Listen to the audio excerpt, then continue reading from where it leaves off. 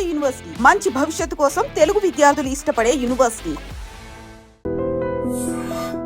Hello నమస్తే, నేను మీ anchor Shiva. Welcome to iDream media. First ముందుగా ఐడ్రీమ్ ప్రేక్షకులందరికీ ఉగాది శుభాకాంక్షలు. ఉగాది స్పెషల్గా రీసెంట్గా గోదావరికి సోగ్గాడిని ఈరోజు తీసుకొని రావడం జరిగిందనమాట. కపుల్గా ఇద్దరిని, వాళ్ళిద్దరితో మాట్లాడి ఉగాది స్పెషల్గా ఉగాది గురించి కొన్ని ముచ్చట్లు అండ్ సాంగ్ గురించి అండ్ వాళ్ళ జర్నీ గురించి కొన్ని మాట్లాడి మనకి తెలియని విషయాలు తెలుసుకునే ప్రయత్నం అయితే చేద్దాం. హాయ్ అన్న, బాగున్నారా? బాగున్నాను. ఎప్పటి నుంచో అనుకుంటున్నాను అన్న మీతో ఇంటర్వ్యూ, మీ కపుల్ ఇంటర్వ్యూ ప్లాన్. ఎప్పటి 2 సంవత్సరాల నుంచి అడుగుతున్నాను అన్న. నేను ఓకేగా చెప్తున్నా. నువ్వు ఓకే, నేను అడుగుతున్నాను ఇవ్వట్లేదు అన్నట్టు బిల్డప్ ఇస్తావు. కాదన్న, అడుగుతున్నాను కానీ అవట్లా. ఇప్పుడు కుదిరిందన్న ఉగాదికి. ముందుగా మన మంచి టైం కుదిరింది చూడు ఇప్పుడు. అవునా, నీకు చాలా కంటెంట్ ఉంది ఇప్పుడు అడగడానికి. ఎలా ఉన్నారు మేడం? బాగున్నారా? అంత హ్యాపీ? ఉగాది జరుపుకున్నారన్న? జరుపుకుని వచ్చారా? జనరల్గా మార్నింగ్ లేచిన వెంటనే పచ్చడిలు, ఉగాది పచ్చడి స్టార్ట్ అవుతుంది. మేడం, మీ పచ్చడి విధానం తెలుసా? చాలా మంది అమ్మాయిలకి ఉగాది పచ్చడి తెలియదు, తెలుసా? అంటే పెళ్లి కాకముందు వరకు ఏమీ తెలీదు. పెళ్ళైన తర్వాత తెలుసుకోవాల్సి వస్తుంది. సో దాని తర్వాత తెలుసుకుంటారు. అవసరం తప్పదు. అవును, బికాజ్ అప్పుడు దాకా అమ్మ ఉంటారు, ఇంట్లో ఎవరో ఒకరు చేసి పెడుతూ ఉంటారు. పెళ్లి తర్వాత ఏమంటే అసలు ఉగాది పచ్చడి ఉండేదే తెలియదంట అమ్మాయిలకి. చాలా మందికి అసలు అమ్మాయిలకి చేయడం తెలీదా, ఉండేది తెలీదా? కొంతమంది తెలుసు అన్న, కొంతమందికి అయితే అసలు ఉగాది పచ్చడి ఎలా ఉంటది, ఎలా చేయాలి, ఉప్పు కారం పసుపు ఇలాంటివన్నీ వేయాలా, ఇలాంటి డౌట్లన్నీ ఉంటాయి. నేను ఎగ్జాంపుల్ చూసా రీసెంట్ గా. లేదండి, టు బీ ఫ్రాంక్, నాకు కూడా పెళ్ళయ్యేంత వరకు నాకు తెలీదు. నేను ఫస్ట్ ఇయర్ ఉగాది పెళ్లి తర్వాత ఫస్ట్ ఇయర్ చేసేటప్పుడు అప్పుడు అమ్మకి ఫోన్ చేసి ఉగాది పచ్చడి ఎలా చేయాలని కనుక్కొని చేశాను. అదే పెళ్ళి వరకు అన్నీ నేర్చుకోలేము, అండ్ నేర్చుకోవాలన్న ఇంట్రెస్ట్ కూడా ఉండదు. అమ్మ నాన్న వాళ్ళు చేసి పెడుతూ ఉంటారు, చాలా గారభంగా పెరిగేస్తాం. తర్వాత పెళ్లి తర్వాత నెక్స్ట్ తన సొంత కుటుంబం, ఆ కుటుంబ సభ్యుల బాధ్యత అంతా వస్తుంది కాబట్టి ఇంకా అన్నీ నేర్చుకోవాలి. సో అన్న, సక్సెస్ఫుల్గా యూట్యూబ్లో గోదావరికి సొగ్గాన్ని మంచి సాంగ్ మంచి సక్సెస్ఫుల్గా రన్ అవుతుందన్న. ఆ కామెంట్స్లో మొత్తం అంతా చాలా రోజుల తర్వాత చూసాం, చాలా బాగుంది, ఇంకా చేయండి అని కామెంట్స్ వస్తున్నాయి. ఎలా ఎంజాయ్ చేస్తున్నారు అన్న సక్సెస్ని, మళ్ళీ కంబ్యాక్? ఇది మేకింగ్లోనే అర్థమైపోయింది ఇది హిట్ కొడుతుంది అనేది. అండ్ అవుట్పుట్, ఫైనల్ అవుట్పుట్ మన ఐమాక్స్ థియేటర్లో స్క్రీనింగ్ చేసాం. Red lorry festival, film festival జరుగుతున్నప్పుడు ఒక స్లాట్ దీని లాంచ్ కోసమే సపరేట్గా ఇచ్చారనమాట. ఫుల్ ఆడియన్స్ తోటి ప్లే అయింది. ఇన్ని రోజులు మనం మూవీ ఇండస్ట్రీలో ఉన్నాం కదా, ఫస్ట్ ఆ స్క్రీన్ పడిన వెంటనే లోపల డబ్బుని కొట్టుకుంది నాకు. చూడు, ఇన్ని రోజులు ఉన్నా అక్కడ కొంచెం బాడీ వార్మ్ అయ్యి కొంచెం సైలెంట్ అనుకుని ఉండి, తర్వాత ఆడియన్స్లో చూసేటప్పుడు మనం ఎక్కడెక్కడంతా ఆ టైమింగ్ అంటారు చూసావా, ఎంజాయ్ చేసే టైమింగ్.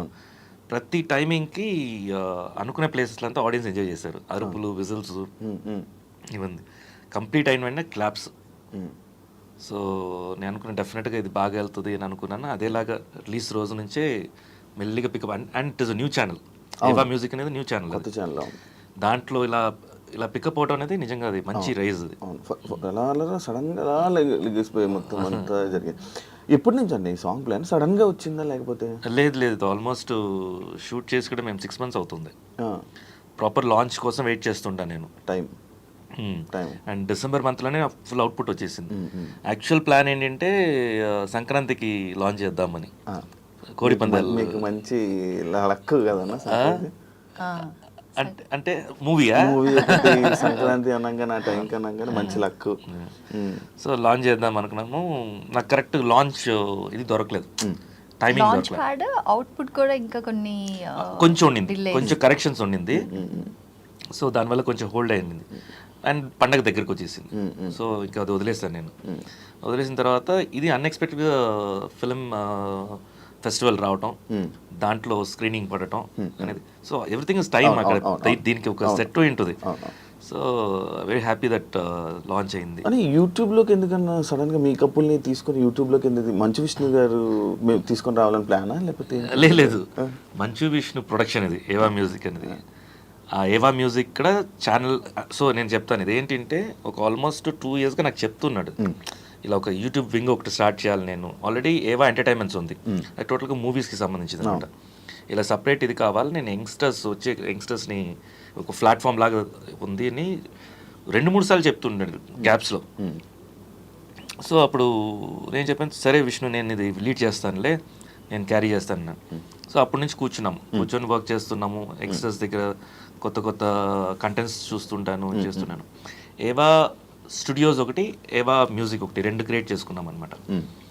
సో ఫస్ట్ మ్యూజిక్ అన్ఎక్స్పెక్టెడ్గా మ్యూజిక్ ఒకటి సెలెక్ట్ అయింది, వెబ్ సిరీస్ కూడా సెలెక్ట్ అయింది, అండ్ మ్యూజిక్ కూడా సెలెక్ట్ అయింది. సో సైమల్టేనియస్గా వర్క్ చేస్తున్నాం, మ్యూజిక్ ముందుకు ఫాస్ట్గా వెళ్తుండింది. సో ఇది యాక్చువల్ పేరు ఏంటంటే, ఇది ఒట్టి మ్యూజిక్ కాదు, ఇది అంటే ఆల్బమ్ లాగా కాదు, ఇది మ్యూజికల్ నరేటివ్ అనే కాన్సెప్ట్. ఇది అంటే ఒక స్టార్టింగ్ ఒక సీన్ చెప్పాలి, ఆ సీన్లోనే కథ చెప్పేసేయాలి, ఏం జరగబోతుంది, క్యారెక్టరైజేషన్ చెప్పేసి 3 minutes ఉంటే 10 minutes మొత్తం చెప్పాలి. ఫస్ట్ సీను, తర్వాత ఫాలోడ్ బై సాంగ్, తర్వాత మిడ్లో ఏదో ఒక చిన్న యాక్షన్ ఎపిసోడ్స్ ఉంటారు, తర్వాత క్లైమాక్స్, కన్క్లూషన్. సో ఇది ప్యాటర్న్ అనమాట. ఇది వచ్చేసి 8 to 10 minutes చెప్పాలి ఈ కాన్సెప్ట్ని. ఇది కొత్త కాన్సెప్ట్. సో అయిపోయింది, వర్క్ చేస్తున్నాము, సాంగ్ అవుట్పుట్ వచ్చేసింది. సో టెక్నికల్ వాళ్ళు వచ్చి, సార్ ఇది మీరు చేస్తే బాగుంటుంది, ఎందుకంటే ఫస్ట్ సాంగ్ కదా, కిక్ స్టార్ట్గా ఉంటుంది అంటే, సరే మీరు వర్క్ చేసుకోండి, తర్వాత చూద్దాము అని చెప్పాను. అంతా అయిపోయింది, అవుట్పుట్ కంప్లీట్ సాంగ్ కాన్సెప్ట్ అంతా వచ్చేసరికి నచ్చింది అక్కడ, సరే చేద్దాము అని చెప్పాను. తర్వాత మేడం కూడా చేస్తే బాగుంటుంది అన్నారు. మేడం అయితే మీరే వెళ్ళి అడగండి, నేనైతే నేను అడగను, మీరే అడగండి అంటే, దెన్ వచ్చి అప్రోచ్ అవ్వడం జరిగింది. సో తనక్కడ నచ్చింది సాంగ్, అలా స్టార్ట్ అయింది. చాలా రోజుల తర్వాత కదా మీ ఇద్దరు కాంబినేషన్లో రావడం. తెలుగులో ఫస్ట్. అవును, తెలుగులో ఫస్ట్. అది కాక మళ్ళీ యూట్యూబ్లో కూడా మీ ఫస్ట్ ఈ సాంగ్ రావడం. ఇప్పటి వరకు మీరు ఎప్పుడు చేయలే సాంగ్స్, కంటిన్యూ చేస్తారా? ఇప్పుడు కోరుకుంటున్నారు జనాలు, మీరు ఇలాంటి సాంగ్స్ మాకు ఇంకా యూట్యూబ్లో కావాలి అని. ఏమో మంచి కాన్సెప్ట్ వస్తే చేద్దాం, చేస్తాను. కానీ ఈ ప్లాట్ఫామ్ వచ్చేసి యంగ్స్టర్స్ కదా, వాళ్ళకి ఛాన్స్ ఇద్దాం. ఇది కూడా మనమే ఎందుకన్నా. మేడం యూట్యూబ్ ఎందుకు మొదలు ఆపేశారు యూట్యూబ్? లేదు, కొంచెం గ్యాప్ తీసుకున్నాను. అంటే నా లైఫ్లో ఏదైనా ఫ్యామిలీకి చాలా ఇంపార్టెంట్ నాకు టైం ఉండట్లేదు అంటే కొంచెం ఆ గ్యాప్ వచ్చేస్తుంది తెలియకుండానే. మా పెద్దోడికి బోర్డ్ ఎగ్జామ్స్ అంటే నేను వాడి మీద ఫుల్ అటెన్షన్ ఇచ్చి, నా అప్పుడు కూడా అంత చదువు ఉండను, ఇప్పుడు అంత చదివాను అనమాట. నా అప్పుడు చదువు ఉంటే ఏ IAS IPS అయి ఉండేది అని అనిపించింది నాకు. I'm a good student, but పిల్లల్ని అంటే ఇంకా మంచిగా చదివించాలని, బాగా చదువుతాడు వాడు, బట్ జస్ట్ వాడికి ట్యూషన్స్ లేవు, అన్ని నేనే హెల్ప్ చేస్తాను అనమాట. సో ఓన్లీ కొన్ని సబ్జెక్ట్స్కే హీ టేక్స్ టీచర్స్ హెల్ప్ ట్యూషన్కి. సో అందుకని ఇంకా పర్సనల్గా ఎక్కువ అటెన్షన్ ఇవ్వడం, అలా ఏదైనా ఫ్యామిలీకి ప్రయారిటీ ఉందంటే, ఈవెన్ నా కెరీర్లో కూడా మీరు చూసారంటే, పెళ్ళి అయ్యేటప్పటికి I was in peak of my career, but I took the pass because నాకు పిల్లలు ఇమీడియట్గా కావాలి. సో నా ఫస్ట్ యానివర్సరీకి మా బాబు పుట్టున్నాడు. సో అట్లాగా నేను నా ప్రయారిటీస్ ఉన్నప్పుడు కొంచెం ఆ ప్రయారిటైజేషన్లో కొంచెం ఒకసారి ఏమో ఫుల్ యూట్యూబ్ హై ఉంటుంది, ఫ్యామిలీ ప్రయారిటీలో ఉన్నప్పుడు యూట్యూబ్ కొంచెం తగ్గుతుంది అంతే. Otherwise there is nothing. అవును. మరి మీకు ప్రమోషన్స్ వచ్చాయి యూట్యూబ్కి? చాలా వచ్చాయి అన్న. రీసెంట్గా ఒక ఇష్యూ జరుగుతుంది. ఒక వ్యక్తి మన అన్వేషణ అనే వ్యక్తి ఇండస్ట్రీలో ఉన్న పర్సన్స్ని లైక్ రానా గారిని వీళ్ళందరినీ నోటుకొచ్చి మాట్లాడడం ఇవన్నీ జరుగుతూనే ఉన్నాయి కదా. యాజ్ ఏ ఒక సెలబ్రిటీగా ప్రమోషన్స్ చేయడం తప్ప అంటే ఇప్పుడు మా వర్క్ చెప్తాను నేను. ఆ ఇష్యూ నేను విన్నాను, ఏది మెన్షన్ చేస్తున్నావో. యాక్చువల్గా మా అక్కడ 3 crores ఆఫర్ వచ్చింది బెట్టింగ్ యాప్స్ మీద చేయమని. 3 crores ఇచ్చారనమాట. మేము రిజెక్ట్ చేస్తాం. ఇదే యూట్యూబ్కి మధు ఛానల్కి ఆఫర్స్ వచ్చింది. ఒక్కటి కాదండి, ట్రేడింగ్ యాప్స్ నుంచి, బెట్టింగ్ యాప్స్ నుంచి, తర్వాత ఇంకా కొన్ని I'll tell you lot of products. అదే మీరు ప్రమోషన్స్ వస్తాయా అని అడిగినప్పుడు ఐ సెడ్ డెఫినెట్గా చాలా వస్తాయి. అందులో కాన్షియస్గా మనం నేను ఆడియన్స్ని నా ఫ్యామిలీ లాగా ఫీల్ అవుతాను. శివ మధు ఫాలోవర్స్ని నేను నా ఫ్యామిలీ లాగా ఫీల్ అవుతాను. సో వాళ్ళని మనం రైట్ వేలోనే ఎంకరేజ్ చేయాలి. బై మిస్టేక్ కూడా మనం చెప్పాం కాబట్టి ఎవరో ఒక్క పర్సన్ కూడా నమ్మి ఒక రాంగ్ పని చేయకూడదు అన్న కాన్షియస్ చాలా ఎక్కువ మాకు. సో అందుకని మీరు చూసారంటే మేము అలాంటి ప్రమోషన్స్ ఏవి చేయలేదు, ఏవి చెయ్యం కూడా. ఐ డోంట్ నో, తెలియకుండా చేయడం అనేది ఇప్పుడు మాకు తెలుసు కదా, మరి ఎందుకు తెలియకుండా ఉంటుంది?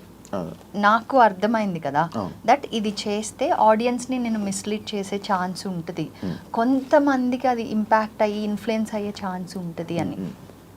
సో ఇట్స్ డెఫినెట్లీ మన choice whether to do or not to do అనేది కంప్లీట్లీ మన చాయిస్.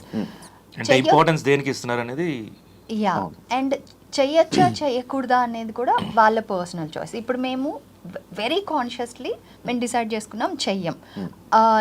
నేను ఓన్లీ ఏ ప్రోడక్ట్కి అగ్రి అవుతాను అంటే ఇన్ కేస్ ఫ్యూచర్లో వచ్చే వాళ్ళకి కూడా నేను ఏం చెప్తానంటే, నేను పర్సనల్గా అది యూజ్ చేస్తూ నా లైఫ్లో అది నాకు బెస్ట్ రిజల్ట్ ఇస్తేనే అప్పుడు నేను దాన్ని ప్రమోట్ చేస్తా.